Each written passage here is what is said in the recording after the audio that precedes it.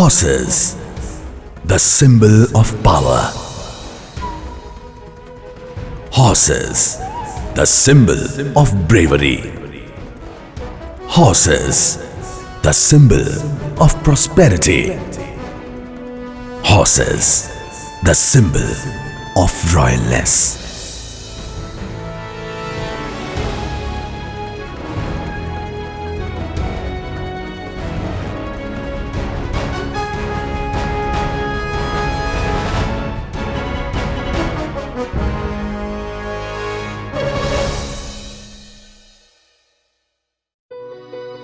There are hundreds of breeds of horses worldwide.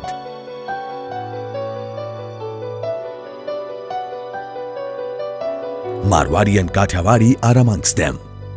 And it is a matter of pride that these two excellent breeds belong to India. In the ancient times, Marwari and Kathiawadi horses were mainly used for transportation and on the battlefield. They are known for their bravery and loyalty. With a little food and water, these horse breeds can still run and fight for a long time and long distance. Greatest example of it is none other than Maharana Pratap's warrior stallion, Chetak. It's a new era of urbanization, era of machines, and horses are no more needed, no more valued. But even in the modern age, there are signs that horses won't disappear from human lives. Many people today have shown interest and passion for horses.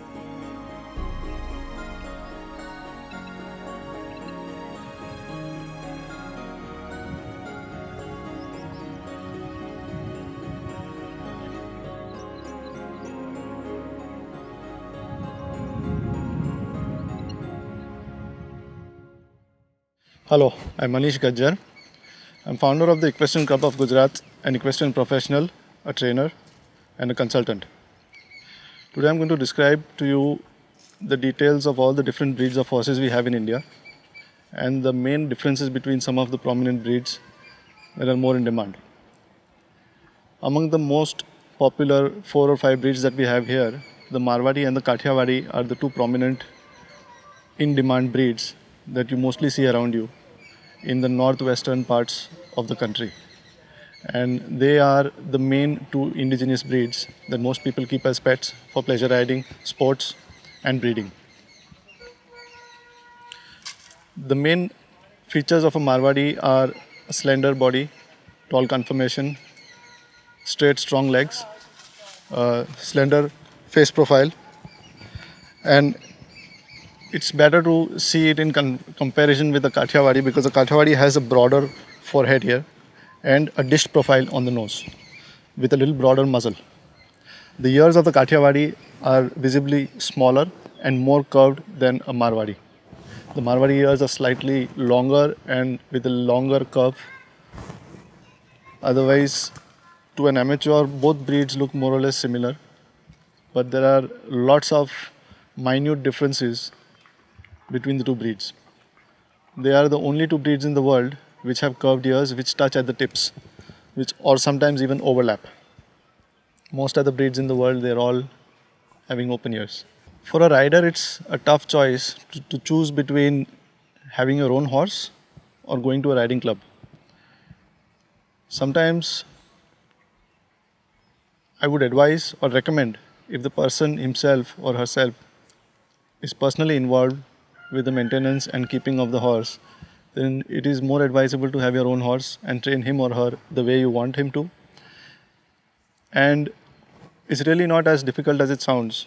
Most people, on first thoughts, think that keeping a horse would be very difficult or is very expensive.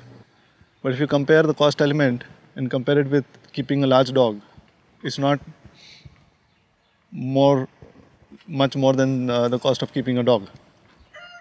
Slightly higher, but of course, the joys you derive out of keeping a horse are also multiple.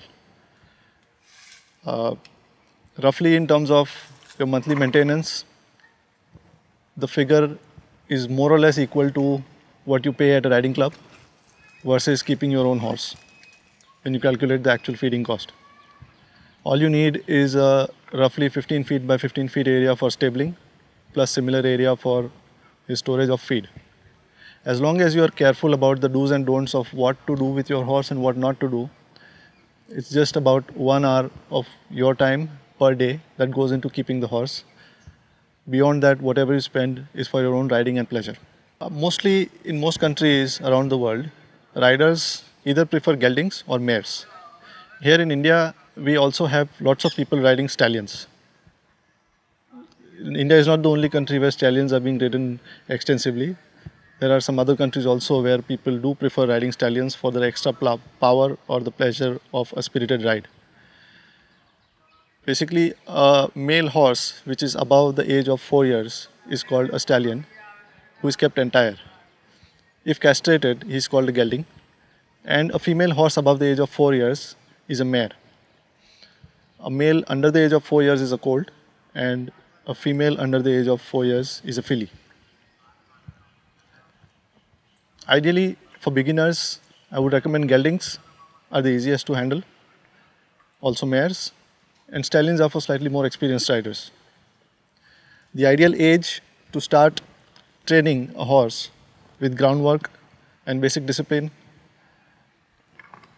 is after 3 years of age, and rigorous riding can start after 4. The reason for this is that the back muscles are strongly developed to carry the weight of a person, and it can sustain sudden movements and jerks on the back.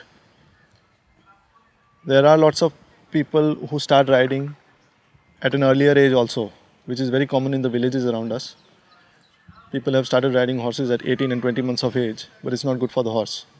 So this is something that one should be very particular about. Basic discipline is very important right from the birth of the foal, where you teach him manners, you teach him how to walk with you, handling, and basic ground training. But once you put the saddle on the horse and give him the commands of turns and certain basic riding, the horse needs to be at least 3 years old. And for rigorous riding, 4 is the ideal age. When you choose the correct tack that you use for your horse, there are lots of options. You may go in for local made, you may go in for leather, you may go in for textile. There are different options in materials available. I mostly recommend the leather quality, which is long lasting and durable, and it's also reliable. This is called the bridle.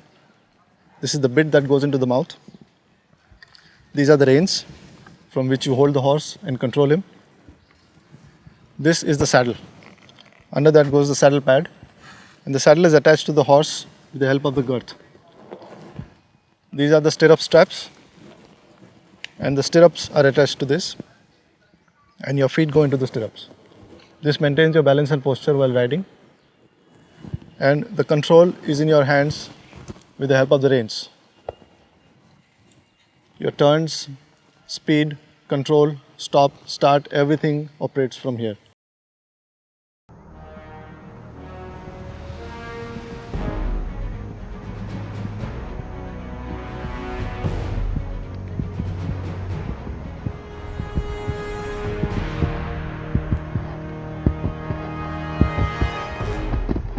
વર્લ્ડની મેં તમે જુઓ તો છેક સામાન્ય બકરી જેટલાથી લઈને માંડી અને 72 ઇંચ 74 ઇંચ 78 ઇંચ સુધીના એટલે કે 6 ફૂટ સુધીના ઘોડા બી ઉપલબ્ધ હોય છે.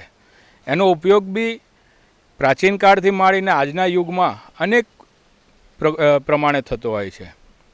યુરોપની અંદર ઘોડાઓ ફાર્મિંગ માટે એટલે કે ખેતીવાડી એટલે કે આપણે અહીંયા આગળ બળદની જગ્યાએ બી વપરાતા હોય છે. યુરોપમાં પ્રાચીન કાળની અંદર એમ્બ્યુલન્સ, ફાયર બ્રિગેડ, બસ એ બી છે તે ઘોડાઓ મારફતે ખેંચાતી હતી. પબ્લિક મોડ ઓફ ટ્રાન્સપોર્ટેશન એટલે કે એક પાછળ બસની મેં 20-22 સવારો હોય અને આખું ઘોડાઓ ખેંચતા હતા. પણ મુખ્યત્વે હિન્દુસ્તાનની અંદર તો યુદ્ધો માટે પહેલાં યુદ્ધ થતા હતા ત્યારે ઘોડાઓનો વિશેષ ઉપયોગ થતો હતો.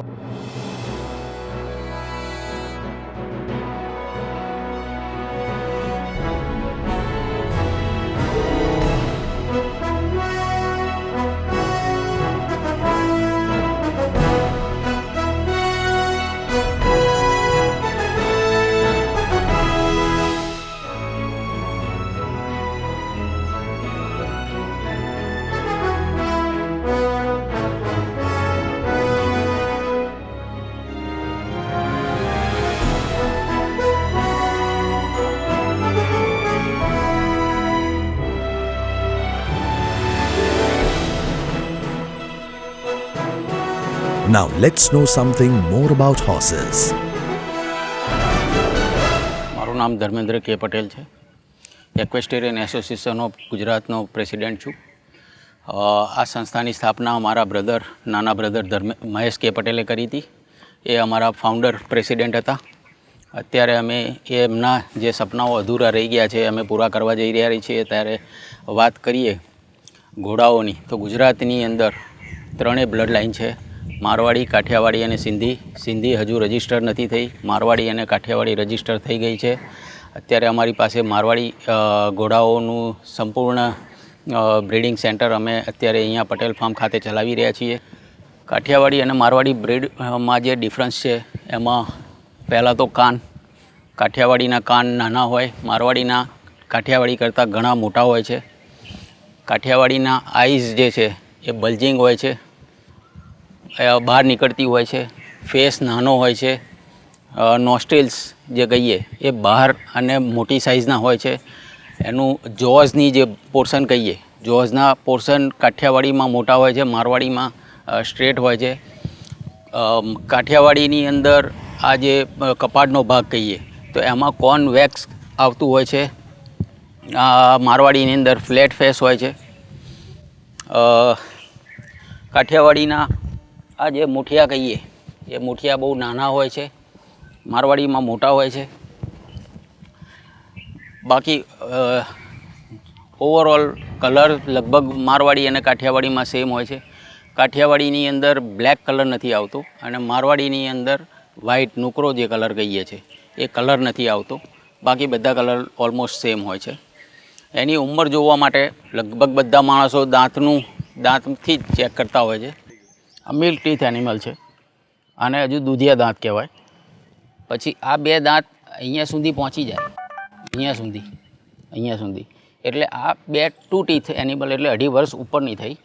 પછી આના બાકીના બીજા 2 દાંત છે, આ 4 દાંત ફૂલ સાઇઝના થઈ જાય એટલે આ 4 ટીથ એનિમલ કહેવાય. અને એના પછી બીજા સાઈડમાં 2 દાંત છે એ થઈ જાય એટલે એ બ્રૂડ મેરમાં આવી જાય. આ બચ્ચી જે છે એ મિલ્ક ટીથ છે. એના પછી દાંત અત્યારે 4 દાંત તો દેખાય છે પણ એની ઉપરની જે સ્કિનનો લેયર છે એ નાની સાઇઝમાં હોય. જેમ વચ્ચેના 2 દાંતમાં મોટી સાઇઝમાં થાય એટલે એ 2 ટીથ એનિમલ ગણાય. એના પછી બીજા 2 સાઈડના ખોલે એટલે એ 4 દાંત કહેવાય. એના પછી બીજી 2 ખીલી કાઢે એને 5 વર્ષથી અબવ 7 વર્ષની લગભગ તમે ગણી શકો. અને 5 વર્ષ પછી એને બ્રૂડ મેરની અંદર તમે 5 વર્ષ પછી એને કવરિંગ આપી શકો. આનું ઉંમર જાણવાનું માત્ર ને માત્ર એક સાધન છે કે જે એના ટીથ છે અથવા ટેલની નોર્મલી તમે જોવા જાઓ તો ટેલની સાઇઝથી પણ એનું એજ તમે જાણી શકો. એ પણ ખાલી માત્ર ને માત્ર નાની સાઇઝના બેબી હોય એટલા પૂરતું, એના પછી નહીં. એકવાર ટેલ 2 વર્ષ પછી તમારે એની ઉંમર જાણવી હોય 2.5 વર્ષ પછી તો આપને મસ્ટ એનું ટીથ જ ચેક કરવા પડે. એ બહુ જરૂરી છે. અમારા હાથમાં છે કાંટાવાળી બીટ છે. આ બી એક કાંટાવાળી બીટ છે. આના ચક્કરો અંદર ફરે છે. આ લોકો જૂના જમાનાની અંદર માણસો આ ટાઈપના બીટ્સ ઘોડાના વાપરતા હતા. અત્યારે અમે આનો સખત વિરોધ કરી રહ્યા છીએ. અત્યારે અમે આવી રબર બીટ અથવા આવી સિમ્પલ બીટ ઘોડાઓમાં વાપરવાની સલાહ આપીએ છીએ અને આનાથી ઇઝીલી કંટ્રોલ થઈ જાય છે. આ લગાવવાની જરૂરિયાત જ નથી. આ જૂના જમાનાની અંદર લોકોની જૂની માન્યતાના લીધે થઈને આ બધું સ્થાન લઈ લીધેલું. પણ અત્યારે અમે આ સિમ્પલ રબર બીટથી જ ઘોડો સરસ રીતે ટ્રેન થઈ શકે છે અને સરસ રીતે રાઇડિંગ બી કરાવી શકે છે. તો બને ત્યાં સુધી આવા સિમ્પલ બીટ વાપરે એવું અમારા મિત્રોને અમે વિનંતી કરીએ છીએ કે બને ત્યાં સુધી આવી સિમ્પલ